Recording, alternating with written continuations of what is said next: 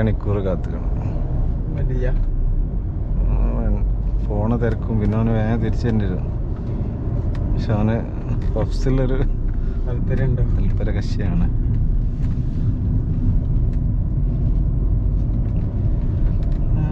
മറ്റെന്താ കടലില്ലെന്ന് ഇല്ല, ഞാൻ പോയിട്ട് തുറന്നില്ലല്ലോ. നാളെ മുതലാണ് ഓപ്പണാണ്. ചെറിയൊരു പണി ഉണ്ടായിന്, അതുകൊണ്ട്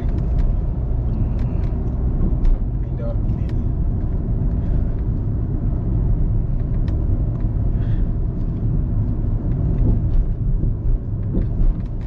കുറച്ച് ലേറ്റായ ഫുഡ് കഴിച്ച്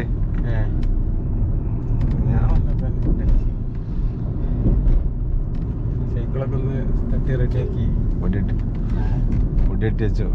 പൊടിയൊക്കെ തട്ടി അതിൻ്റെ ചെയിൻ റെസ്റ്റ് ഒക്കെ ഉണ്ടായിന്, അതൊക്കെ ഒന്ന് സെറ്റാക്കി റെഡി ടു ഗോ ഇതിൽ വെച്ച്. നാളെ ഇറങ്ങോ?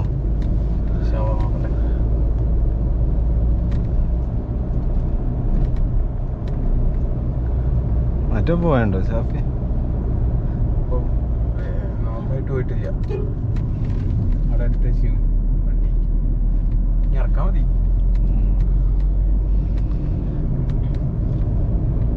ഇപ്പം ഇവിടെ ആയതുകൊണ്ടേ അവന് ശനിയാഴ്ച ലീവ് ഇല്ലല്ലോ. മഞ്ചേരി വർക്കിംഗ് ആണ്. എന്താ മറ്റോൻ്റെ എന്തിനാണ് അത്ര ശനിയാഴ്ച ഒക്കെ വർക്ക്? ഇതിപ്പോ ഇവിടുത്തെ സാധാ ഇമ്പക്സിലല്ലേ വർക്ക് ചെയ്യണോ? മറ്റേ പൈട്ടിലല്ലേ, ശനി ഞായർ ലീവല്ലേ. ശനിയാഴ്ച വർക്ക് ചെയ്യണം. അതിൽ ബെനിഫിറ്റാ മാറിയത്? ബഷീറിനെ മാറിയതല്ലേ, ഉറപ്പല്ലേ. കാരണം ഇതിൽ പോനെ അവിടെ ഇപ്പം SAP ഇംപ്ലിമെന്റ് ചെയ്യുന്നുണ്ട് ഇതില് ഇമ്പക്സിൽ. ഇവനാണെങ്കിൽ ഓൾറെഡി ഇതിൽ വർക്ക് ചെയ്തല്ലേ SAPയിൽ. ആ എക്സ്പീരിയൻസ് ഉള്ളതുകൊണ്ട് ഞാൻ അങ്ങനെ കയറിയതാണ് ഇവിടെ. മറ്റോടത്ത് പറഞ്ഞാലിപ്പോൾ സാധാ ഒരു അക്കൗണ്ട്സിൻ്റെ എൻ്റെ ബഷീറിൻ്റെ ഒരു കീഴിലുള്ള ഒരാളായിട്ടല്ലേ.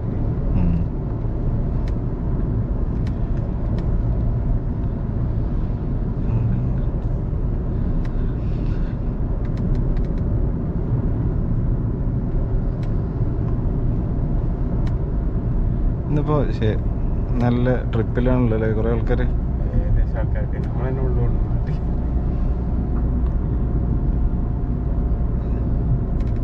എനിക്ക് ട്രിപ്പിന് വേണ്ടി ഒരു പൈസ അങ്ങനെ മാറ്റിക്കാണല്ലേ. ചെറിയൊരു ഒരു മാസത്തിലിപ്പോൾ ഒരു 2000-3000 ഒക്കെ മാറ്റിച്ചാല് നല്ല ട്രിപ്പോ. എൻ്റെ ഒരു ഫ്രണ്ട് ഉണ്ട് ആ കോയക്കാട്ടിലെ, മോനും വൈഫ് വർക്ക് ചെയ്യുന്നുണ്ട്. ഓല് ഇതേപോലെ 6 മന്തിൽ ഇതേപോലെ ഒരു എമൗണ്ട് കളക്ട് ആയിട്ട് നല്ലൊരു ട്രിപ്പ് അടിക്കും. ലോങ്ങോ? ആ ലോങ് പുറത്തൊക്കെ വേണ്ടത് ദുബായ് വേണ്, മലേഷ്യ അങ്ങനെ സ്ഥലത്തൊക്കെ.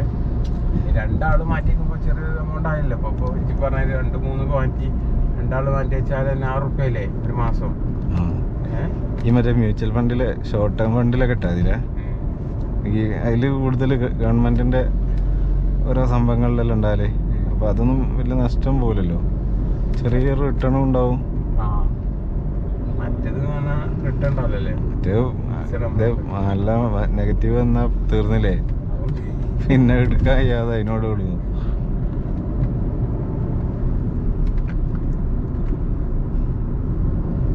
ഞാനൊരു 1000 റുപ്യ വെച്ച് ഇങ്ങനെ ഒരു ഫെഡറൽ ബാങ്കിലൊരു മ്യൂച്വൽ ഫണ്ട് ഇങ്ങനെ ഇട്ടിനി.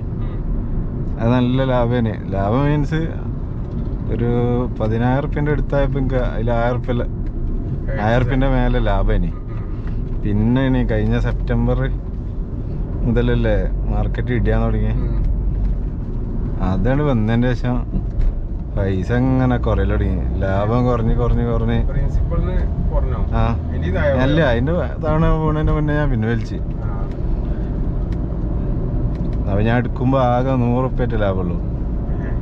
12%, 10-15% ലാഭത്തിൽ നിന്നാണ് പോന്നിട്ട് വെറും 1-2% മ്യൂച്വൽ ഫണ്ട് ശരിക്കും ഷോർട്ട് ടൈമിന് തീരെ പറ്റൂല.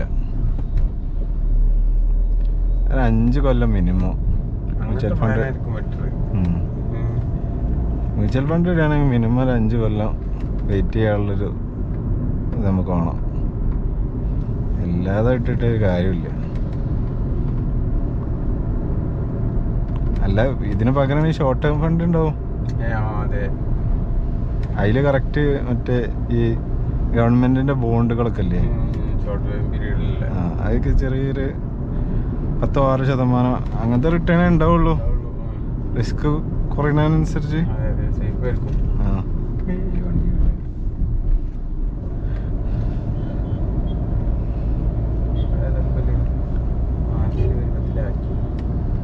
ഒരു ലോഗൻ ഉണ്ടായിരുന്നല്ലോ അവിടെ.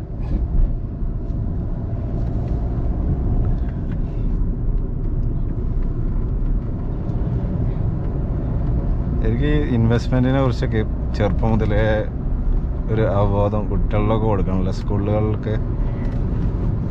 ഈ സ്കൂളുകളിൽ ഇപ്പൊ നമ്മളെ സിലബസിൽ ആഡ് ചെയ്യാണ്ട് ഇങ്ങനത്തെ കുറേ കാര്യങ്ങളുണ്ട് ഇങ്ങനത്തെ സമയത്ത്.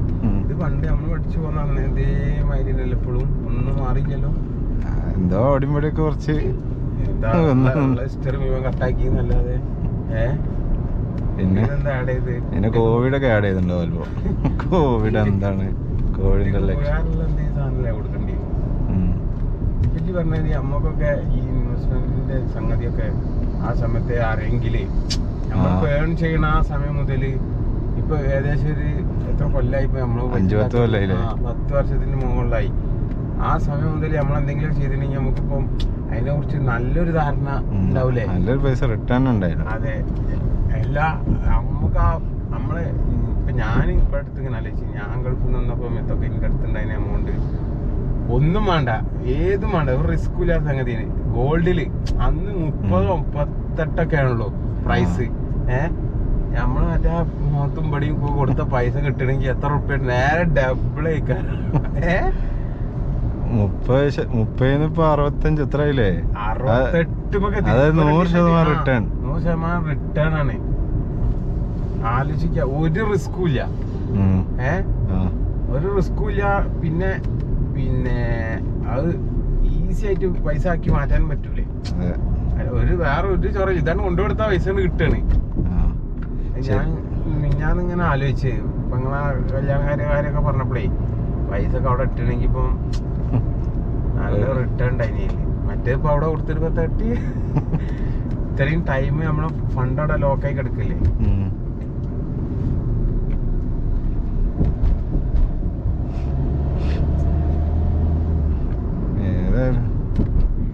ഫസ്റ്റിലെ ഒരു ചെറിയൊരു അവബോധം ഉണ്ടായാൽ മതി ശരിക്കില്ലേ.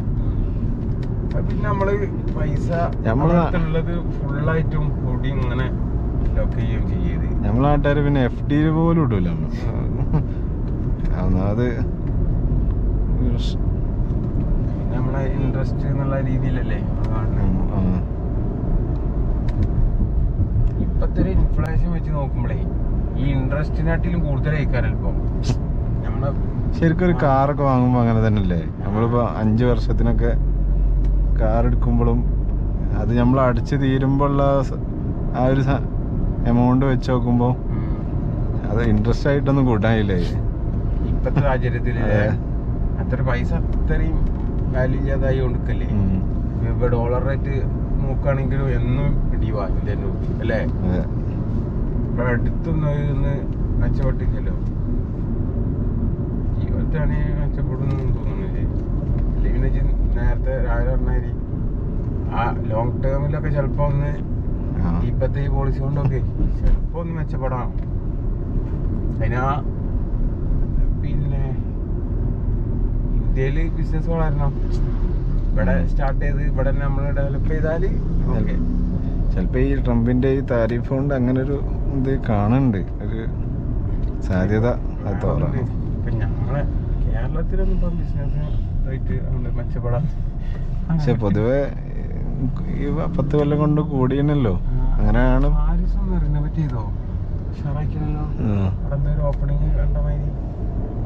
തുറന്നോ? നമ്മളെ നാട്ടിലെ ലാഭമുള്ളൊരു കച്ചവടം ആകെ ഫുഡ് അല്ലേ? ഹോട്ടല്, റെസ്റ്റോറന്റ്, നല്ല ബുദ്ധിമുട്ടാണ്. എത്ര ഹോട്ടലുകൾ വന്ന് കൂട്ടി പോകുന്നുണ്ട്. നമ്മളതിന് പ്രൊഡക്ഷൻ ആയിട്ടുള്ള സംഭവങ്ങൾ കുറവല്ലേ? വളരെ കുറവാണ്. ഇപ്പൊ ഇവലൊക്കെ നിക്കണ കാരണം ഈ ഒന്നാമത് മെയിൻ അതുകൊണ്ടാ.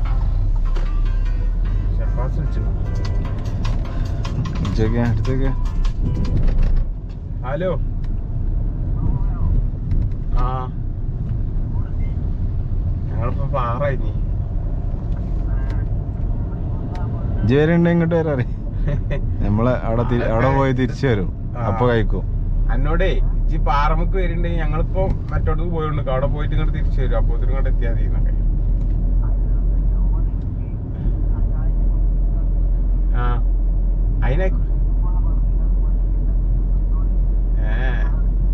ഞങ്ങള് ഇന്നലെ ഒക്കെ അതിന് വേണ്ടി പോയിന്ന് കിട്ടിയില്ല. ഇന്ന് കിട്ടിച്ചു നമ്മള്. ആ ആയിക്കോട്ടെ. ഇജ്ജ് പാറമൊക്കെ വരുന്നുണ്ടോ? ആ ഞങ്ങൾ അവിടുന്ന് തിരിച്ചുമ്പോ പറയാനോട് കേട്ടോ. പിന്നെ ഓന് ചായയും പബ്സിന്റെ ഇതണ്ട് ഹോർമോണാണ് ഉത്തേജിപ്പിച്ചാണ്ട് ഒറ്റ പോക്ക്. ഇന്നാളെ ചിലപ്പോ പോസ്റ്റൊക്കെ ഇടുമ്പോ പിന്നെ ഉണ്ടാവും ഒരു പോക്ക്. അല്ല മമതേത്ത പബ്സിന്റെ ടേസ്റ്റ് വേറെ കൂടി നമ്മള് നിലവിലിപ്പോ ഇല്ല.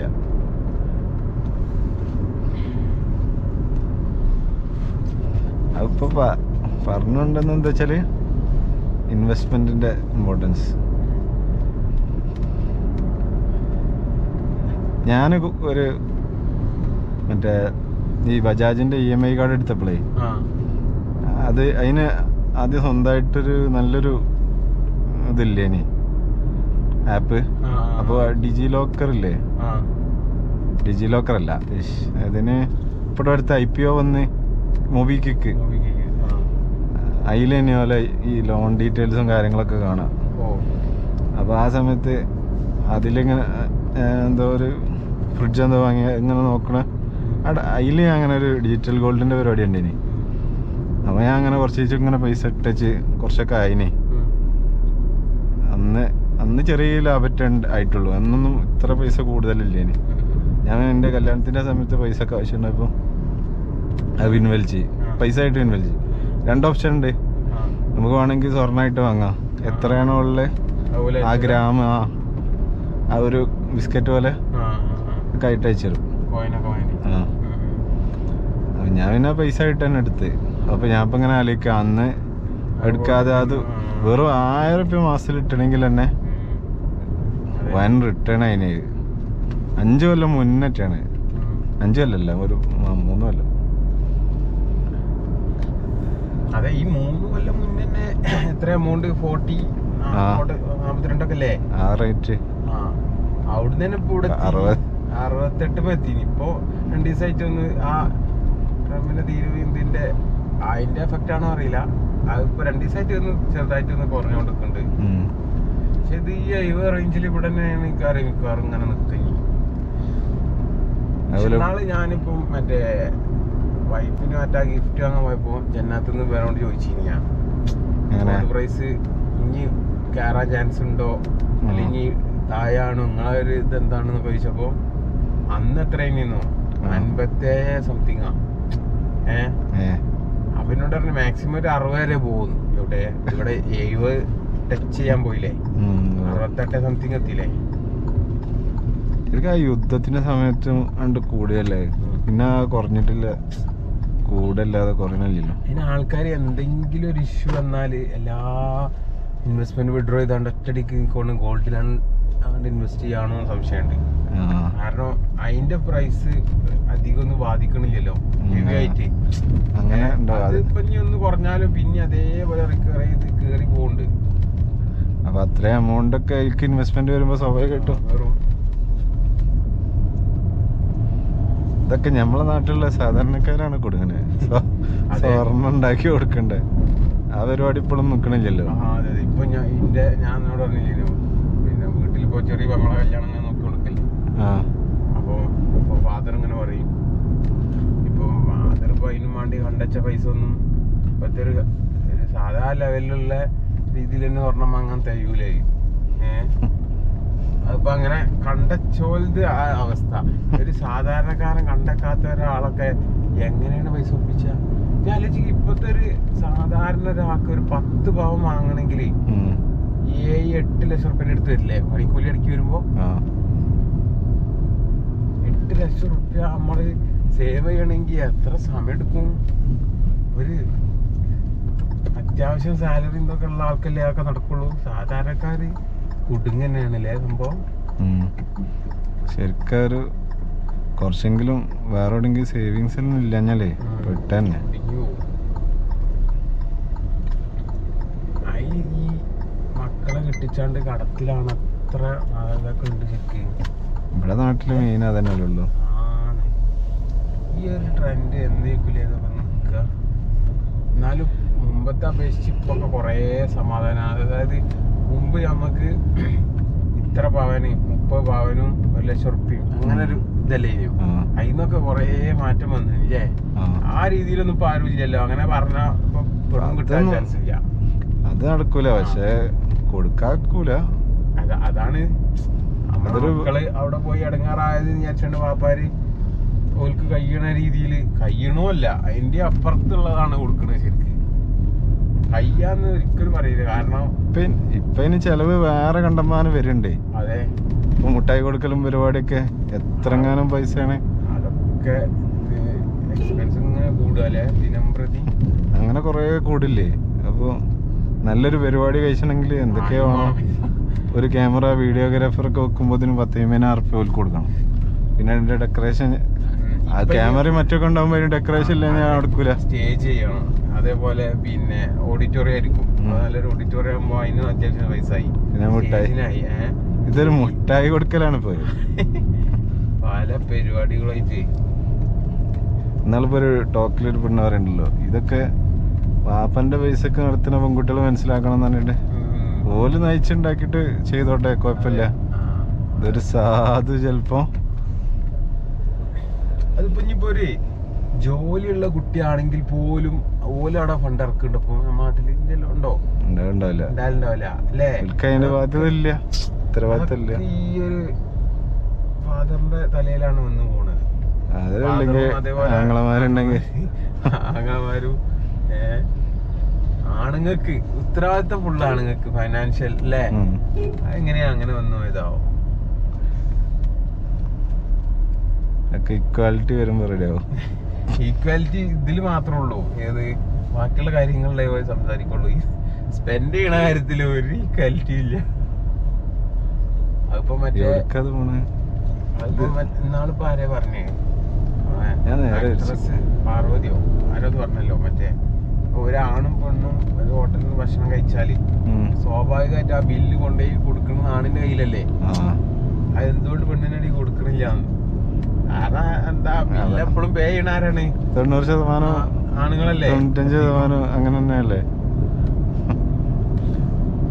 ശരിക്കും ഇപ്പൊ രണ്ടാളും ഏൺ ചെയ്യണമെങ്കിൽ ഇത് മറ്റേത് പറഞ്ഞ സ്പ്ലിറ്റ് ചെയ്താണൊക്കെ കൊടുക്കല്ലേ.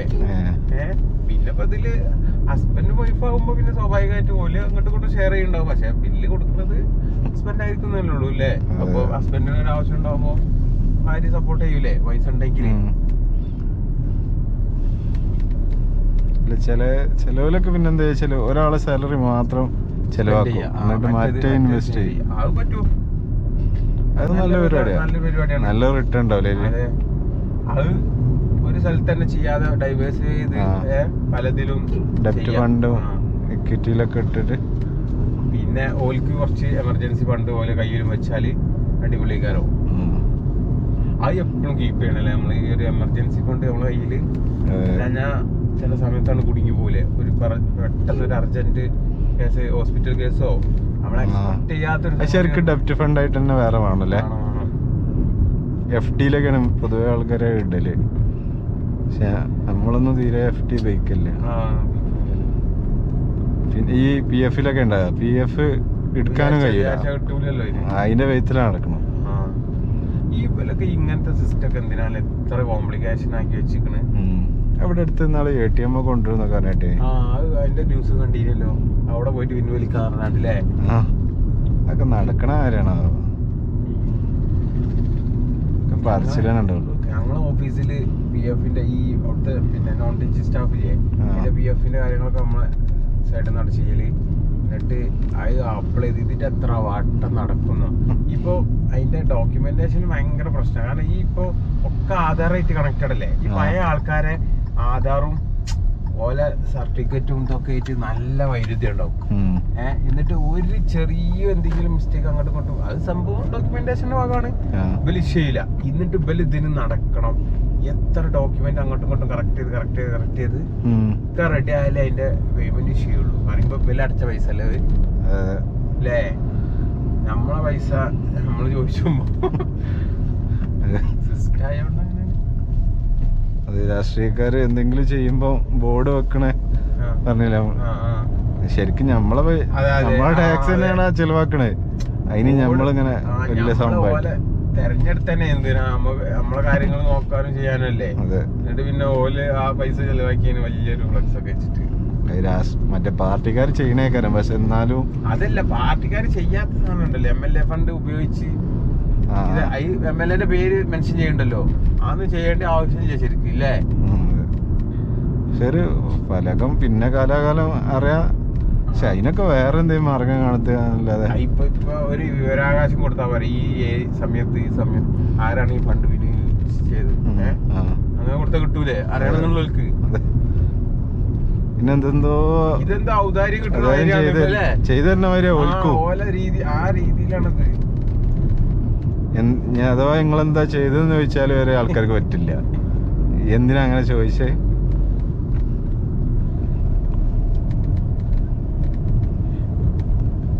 ഇത്രയും ലോങ്ങുള്ളൊരു വീഡിയോ അതിൽ എടുത്തിട്ടുണ്ട്. അത്ര അങ്ങനെ തന്നെ ഇനി ഇങ്ങനെ തന്നെ ഇട്ടാന്ന് വിചാരിച്ചു. നമ്മള് തേടി മറ്റേ മൈക്കൊക്കെ വാങ്ങണം. ഒരു മൈക്ക് ഉണ്ടെങ്കിൽ ഇതിപ്പോ ഇതിലുള്ള സൗണ്ട് കുറവേ കാരം പൊതുവേ. അപ്പൊ മറ്റേ ബ്ലൂടൂത്ത് മറ്റേ പുതിയ സാധനം സിമ്പിൾ മറ്റേ സാധനം പൈസ ഉണ്ടാവും. കാരണം ഭയങ്കര അടിപൊളിയാ, നല്ല സൗണ്ട് ക്വാളിറ്റിയാ. അത് ഡയറക്റ്റ് ഫോണിലാണ് കണക്ട് ആകുക. അത് ഡയറക്റ്റ് ഫോണിൽ കണക്ട് ആയിട്ട് നല്ല ക്വാളിറ്റി സൗണ്ടിൽ കിട്ടും. ഉണ്ടാവൂലേ?